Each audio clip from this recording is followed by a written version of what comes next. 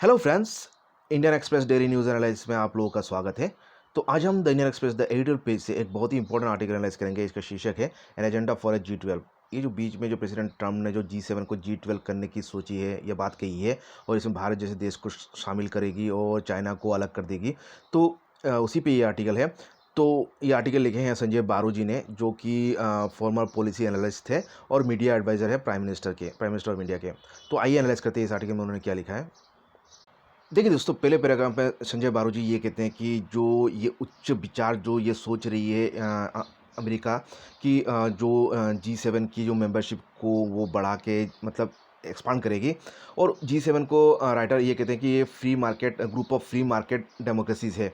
और ये मतलब ये रिसेंटली एक ये कुछ चेंजेस जो प्रेसिडेंट ट्रम्प लाना चाह रहे हैं, ये कि मतलब पुराना ख्याल मतलब नए चेंजिंग वर्ल्ड पे लाने का सोच है ये या कोशिश है। और जो ये G7 की जो स्थापना हुई थी वो 1976 को हुई थी।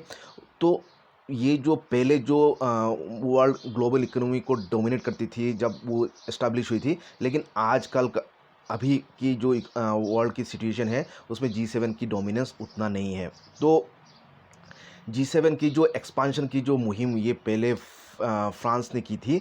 और जब उसने कई देशों की जो एमर्जिंग इकोनॉमीज थे उनको बुलाई थी एक मीटिंग के लिए। ये हुआ था इवियन ले बेंस में फ्रांस में जून 2003 को। तो तभी से जो G7 की जो एक्सपांशन थी तब स्टार्ट हुई थी पहली बार। और G7 बन गया था G8 सन 1997 को, जब रशिया को इनवाइट किया गया था ज्वाइन करने के लिए। लेकिन साल 2014 को रशिया को G7 से निकाल दिया गया था, जब उसने क्रीमिया को मतलब दखल कर लिया था। तो ये कुछ हिस्ट्री है G7 कंट्रीज़ की। और राइटर यहाँ पे ये कहते हैं कि जो बाहरी देशों की जो जॉइनिंग या पार्टनरशिप या उनकी जो कोऑपरेशन वो 2000 सन 2003 के बाद ही शुरू हो गया था, जब G8 जो होस्ट कंट्रीज़ थे उन्होंने मतलब अपनी मीटिंग्स में 5 और 6 डेवलपिंग कंट्रीज़ को मतलब हर जो मीटिंग या समिट्स में उन्होंने बुलाना शुरू कर दिया था। तो इसमें इंडिया और चाइना को हमेशा मतलब सभी समिट्स में बुलाया जाता था। तो इसी चीज़ को प्रेसिडेंट ट्रम्प और आगे ले जाना चाहते हैं, एक कदम और एडवांस करना चाहते हैं। और उन्होंने ये कहा है कि जो गेस्ट्स को G7 या G8 समिट में जो बुलाया जाता था उनको परमानेंट मेंबर ही बना दिया जाए। तो उन्होंने सजेस्ट किया है कि G7 को G10 या G11 कर दिया जाना चाहिए।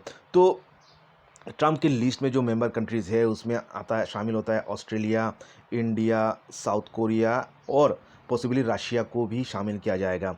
तो यहाँ पे संजय बारू जी ये कहते हैं कि ये ट्रम्प की जो ये सोच है कि रशिया को इंक्लूड किया जाएगा, ये एक मतलब वेलकम स्टेप है, क्योंकि इससे एक एडवांटेज आएगा कि जो ग्रुप है G7 या G8 या G12 जो भी होगा, तो उसको मतलब एक एंटी चाइना गैंग नहीं माना जाएगा, बल्कि एक फ्री मार्केट डेमोक्रेसी में माना जाएगा, group of free market democracy माना जाएगा। क्योंकि अगर रशिया को अलग थलग कर दिया जाता है तो इसको एक प्योरली एंटी चाइना ग्रुप की रूप से देखा जाने का एक अंदेशा था। और ये भी सजेस्ट करते हैं कि ये जो G11 अगर करती है प्रेसिडेंट ट्रम्प, तो उसको G12 भी किया जा सकता है इंडोनेशिया को शामिल करके। तो इंडोनेशिया को शामिल करने के बाद इसलिए कहा जा रहा है कि क्यों इंडोनेशिया ही एक ऐसा कुछ गिने चुने देश है जहाँ पे डेमोक्रेसी है और जो इस्लामिक कंट्रीज़ में कंट्री है।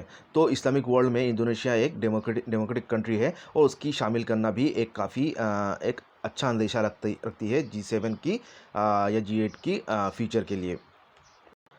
और यहाँ पे राइटर ये कहते हैं कि ट्रम्प की जो इच्छा है कि जो G7 को एक्सपांड किया जाएगा और उसमें रशिया और इंडिया को शामिल किया जाएगा, और हालांकि चाइना को नहीं रखा जाएगा। तो इसकी जो ये जो ट्रम्प की जो नीति है ये क्वाइट ट्रांसपेरेंट है, और उसकी जो कोल्ड वॉर चल रही है US चाइना में, तो उसी की एक ये फलस्वरूप है।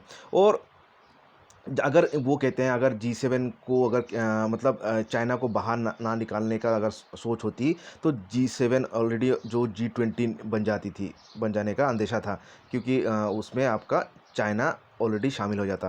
तो यहाँ पे चाइना को राइटर ये कहते हैं कि चाइना को अलग थलग करने का एक पॉलिसी कुछ हद तक ठीक है, क्योंकि उसने जो अंतर्राष्ट्रीय लॉ की अवमानना की है और उसमें जो कई ओमिशन और कमीशन बहुत सारे खामियाजा है उसकी इंटरनेशनल लॉ एंड पॉलिसीज़ में, उसके मद्देनज़र चाइना को एक सीख देना ज़रूरी है। लेकिन ये मतलब जो चाइना को डिसिप्लिन करना और उसको आइसोलेट करना, ये मतलब अलग अलग चीज़ है। तो आइसोलेशन एक चीज़ है और डिसिप्लिन करना एक चीज़ है, और उसमें इन दोनों को नहीं मिलाना चाहिए, क्योंकि इससे अंतर्राष्ट्रीय जो इंटरनेशनल जो मतभेद है या मुठभेड़ है या जो विवाद है वो और भी बढ़ती है, और जो ऑलरेडी जो कोल्ड वॉर है वो उसकी मतलब उसकी जो और भी बढ़ने की अंदेशा होती है। और ये जो चाइना को अलग थलग करने की जो बात कर रही है प्रेसिडेंट ट्रम्प, तो ये जापान और ऑस्ट्रेलिया जैसे देश भी उसकी सम्मति नहीं देंगे। हालांकि उनका चाइना के साथ सीरियस इश्यूज कंसर्न्स या इश्यूज चल रही है, क्योंकि इससे क्या होगा, ये ग्रुप को प्योरली एंटी चाइना गैंग के हिसाब से देखा जाने का अंदेशा है। और साउथ कोरिया की जो चाइना के साथ इशू है, फिर भी वो ये नहीं चाहेगा कि चाइना को इस अलग थलग करने की नीति को अपनाना चाहिए। और हालांकि इंडिया तो ज़्यादा इन सभी देशों से इंडिया ज़्यादा अफेक्टेड है चाइना की पॉलिसीज से, और इंडिया के हित में भी ये नहीं होगा कि वो मतलब चाइना को एक आइसोलेटेड करने की जो नीति है उसका मतलब पुष्टि करे, क्योंकि इंडिया के हित में ये ज़्यादा इंडिया की जो इकोनॉमिक और नेशनल सिक्योरिटी इश्यूज़ के तरफ से ज़्यादा ये एक बेहतर होगा कि एक डिसिप्लिन चाइना बनना चाहिए, ना कि एक आइसोलेटेड चाइना की बात करना चाहिए। और यहाँ पर राइटर ये कहते हैं कि जो प्रपोज जो न्यू ग्रुप होगा उसमें चाइना को शामिल करना चाहिए, और उसको एनकरेज करना चाहिए कि वो जो प्री जी जिनपिंग के पहले जो चाइना की जो स्थिति थी उस पे वो रिटर्न कर जाए, और उससे जो ग्लोबल एक अच्छे व्यवहार की वो एक उदाहरण दे। तो यहाँ पे G7 जब बनी थी वो था मिड 1977 70s को बनी थी। तो उसकी बैकग्राउंड थी जो ग्लोबल फाइनेंशियल एनर्जी मार्केट में जो इकोनॉमिक शॉक हुई थी उसके मद्देनज़र इसकी स्थापना की गई थी। और जो G12 होगी उसकी स्थापना होगी जो अंतर्राष्ट्रीय जो ग्लोबल इकोनॉमिक क्राइसिस चल रही है, और जो मतलब ग्लोबल ट्रेड की जो डिस्ट्रप्शन की वजह से और जो पैंडेमिक की वजह से, तो उसके मद्देनज़र ये G12 की स्थापना होगी। तो इसके मद्देनज़र जो आने वाले जो समिट होगी G12 की, उसमें जो ये मुद्दा शामिल एजेंडा रखना चाहिए कि अंतर्राष्ट्रीय स्तर पर उस रिस्पॉन्स क्या होना चाहिए ये कोविड-19 की पैंडेमिक की मद्देनज़र, और जो राइजिंग जो ये मुहिम चल रही है इंटरनेशनल जो ट्रेड में प्रोटेक्शनिज्म और मर्केंटाइलिज्म की जो बात चल रही है, और जो ग्लोबल इकोनॉमिक स्लो डाउन हो रही है, उस ये कुछ इंपॉर्टेंट मुद्दा है जो G12 को आने वाले समिट में रखना चाहिए। और तो G12 को एक कुछ अंतर्राष्ट्रीय स्तर पर कुछ डूज़ एंड डोंट्स लेके आना चाहिए जो मेंबर कंट्रीज़ को अपनाना चाहिए, और जिससे इससे जो मतलब जो इकोनॉमिक जो भी डिस्ट्रप्शन हो रही है ग्लोबल ट्रेड और इकोनॉमी में, जो प्रोटेक्शनिज्म, मार्केटिज्म और जो आर्थिक स्लो डाउन हो रही है, उससे कैसे उभर सकते हैं ये विश्व के बड़े इकोनॉमी। तो ये सब मुद्दा आने वाले जो समिट्स होंगे उनमें ये शामिल करना चाहिए, ये कहना है राइटर का। और जो ये न्यू रूल्स होगी G12 की, तो वो अप्लाई होगी बहुत चाइना और मतलब यूएस पे ये अप्लाई होगी, जिससे कि अंतर्राष्ट्रीय स्तर पर जो इकोनॉमिक पॉलिसीज है वो चेंज आएगी। तो चाइना की जो बिहेवियर को चेंज करने के लिए उसको अलग थलग करने से बजाय उस जो G12 है उसको जो इसकी एजेंडा है उसको और भी बढ़ाना होगा, उसको और भी वाइड करना होगा, और प्योरली इकोनॉमी इश्यूज से हटके उसको G7 को जो ओरिजिनली जो G7 की जो मुद्दा था प्योरली इकोनॉमिक, उससे फोकस ना करके मतलब और भी जो बर्निंग इश्यूज़ है जैसे कि क्लाइमेट चेंज, हेल्थ केयर और जो ग्लोबल ह्यूमन राइट्स है उस पे ध्यान देना होगा, जिससे कि जो G12 होगा वो और भी बेहतर और इमर्जिंग ग्लोबल बॉडी बन जाए।